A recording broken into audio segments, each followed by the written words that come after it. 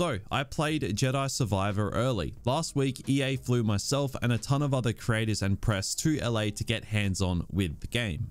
We got to mingle with a bunch of other YouTubers, Respawn developers, and even Cal Kestis himself. Cameron Monaghan showed up at the after party, so yeah, meeting him was a little bit cool, to put it lightly. Now, I did actually vlog this entire trip, so if you do want to see that, drop a like on the video and let me know in those comments. Now, before I dive into this, I do need to preface this entire video by saying that the gameplay used in this video isn't my specific gameplay.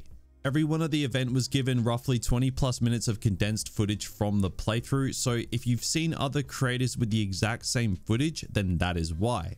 This is purely just delivering my thoughts on my time with the game, the pros, the cons, all that good stuff. So, Jedi Survivor, is it good? Long story short, yeah, it slaps, I'm not gonna lie. Now, I played the game for roughly 4 hours, so I got a decent amount of time with it. Now, I need to be a little bit careful as there are certain things in my playthrough that I can't show or tell you about just yet, as some of it is very spoilery for the story, as well as, character reveals, planets, and all that sort of stuff. Now, before I get into the stuff that I absolutely loved, we'll just get the negatives out of the way, because the only problem that I really had with my time from the game was the frame rate drops. Now, it wasn't anything that really stood out like a sore thumb, but there were a few sections here and there where the frame rate was dropping and it was noticeable. Now, look, some people probably wouldn't notice it. The average gamer who just plays these games, they could easily overlook this. But a lot of other creators and press that I spoke to at the event also said the same thing. Now, to my understanding, the PCs the games were running on were pretty beefy rigs. Yet there were still some frame rate drops. Now, I did mention this to a few of the developers and they seem to take it on board really well. So I expect that this is a small kink that will be ironed out before the game launches, as this was a work in progress build. From my entire playtime, that was honestly the only issue that I really ran into, and it was a performance issue, which, to be honest, I'm fine with. I would much rather take issue with something like that can be fixed very quickly than a key mechanic of the game. Now, on a more positive note, one of the absolute standouts for Survivor is the combat system. You are going to see a lot of people praise this. Now, we were only able to use 3 of the 5 lightsaber stances. We used single, dual, and double. So we didn't get to use the crossguard stance or the blaster stance. Now, I will say, although we didn't get to use the crossguard or blaster stance, we did get a showcase of them both at the event. The blaster gameplay especially is absolutely incredible, and the entire room literally erupted when it was being showcased, like it was actually that good. But that is something that we're going to have to wait for when the game launches. Now, I spent most of my time using the dual lightsaber stance because, why wouldn't I?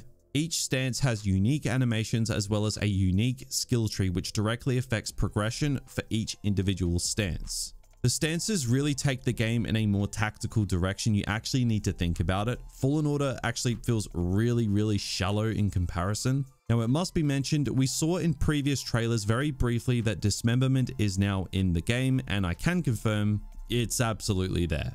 And it does help take away that baseball bat feeling that the first game had. This is something that I actually spoke to a few of the developers about, and they kind of just kept pushing Lucasfilm with what they could do with this, and eventually got to a point where it's a nice common ground of keeping the rating that they want for the game, but also adding dismemberment to the point where it feels like lightsabers are actually brutal, as they should be. So Respawn heard fans loud and clear on this one, and they've done us a solid. Another massive improvement made in Survivor is the customization. Now, it's an infamous meme with Fallen Order that you'd explore to be awarded with a poncho. Respawn were very aware of this and decided to stamp this complaint out completely by going above and beyond with customization and reward for exploration. Like, if you want a bold Cal Kestis with a massive beard, you can do that. If you want him rocking a stereotypical Australian mullet, you can do that.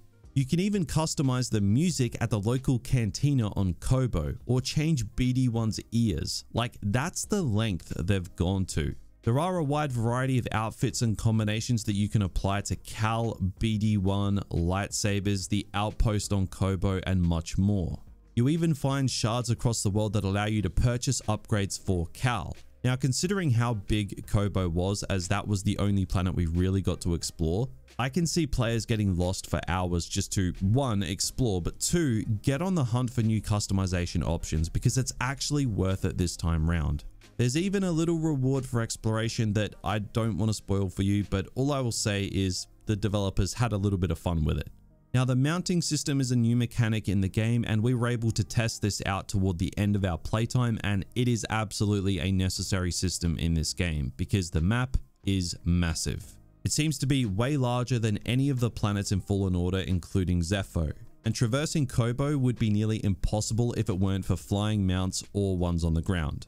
Now, it is worth noting that the enemy variety is also looking like it's going to be much more expansive than the first game, whether it's droids, stormtroopers, creatures, including Wampas and a freaking Rancor. Now, I personally didn't get to fight the Rancor as, again, Kobo is huge and I just didn't come across it, but a lot of people at the event did and have all gushed over how great that it was. Now, it is also worth noting that yes, this game is a next-gen exclusive. Now, the upside to that is the game looks incredible. Visually speaking, it absolutely is a big step above Fallen Order. Again, we were playing a PC version of the game on pretty beefy hardware, so you kind of expect it to look really impressive. But the first game on console especially had moments where it was starting to look dated, but Survivor with this pre-launch build, again, yes, on PC, it was still very impressive. Now, as for the story aspect of the game, we did get to progress quite a few things and kickstart where the game is going to be going. Unfortunately, I can't speak on specifics, but in the trailers, it is mentioned that there is a thing that Cal is after to allow himself to hide from the Empire once and for all. We did get to see in our playthrough what that was, and yeah, no spoilers of course, but it's pretty awesome and it's a great kickstart to this story. And you know, although I liked Fallen Order's story, this one definitely has the capacity to surpass it in every way possible because it is just much larger in scope, it's way more ambitious, and the setup we got was incredible. Now, one of the big questions about this game was, who is in that Bacta tank? Well, I'm not going to tell you, otherwise I'd be in big trouble. All I will say about it is I loved everything about that, everything. And that single-handedly has me so much more interested in this game than I already was. So yeah, I will leave it there before I say too much. Now, it's also worth mentioning Ravis, who we see in a few of the game's trailers. He is going to be a big part of this game as we presumed, and we did get a really cool cinematic with him. Fallen Order's villains were very strong with Trilla, Malicos, and Vader, so this game has a lot of work to do if it's going to rival those three, and I think it's definitely going to give it a good shake. Ravis is an excellent start for Survivor's antagonists. Honestly, I've been finding it very difficult to find genuine issues I had with my time playing Survivor apart from those frame rate drops. I know people are probably going to pull out the shill card because how overwhelmingly positive I've been about this, but I mean, if you guys know anything about me on this channel, you guys know that I'm not afraid to call out some BS. I'm firm, but I'm fair. If there is something to call out, I will be the first one to do it. I just have nothing to call out here. They have showed us a portion of the game that they're clearly very confident with, and they've got a lot of reasons to be confident. They have taken what worked from the first game, got away with what didn't work, and just expanded upon it. They've done exactly what they needed to do, at least that's what I'm gauging from my playtime.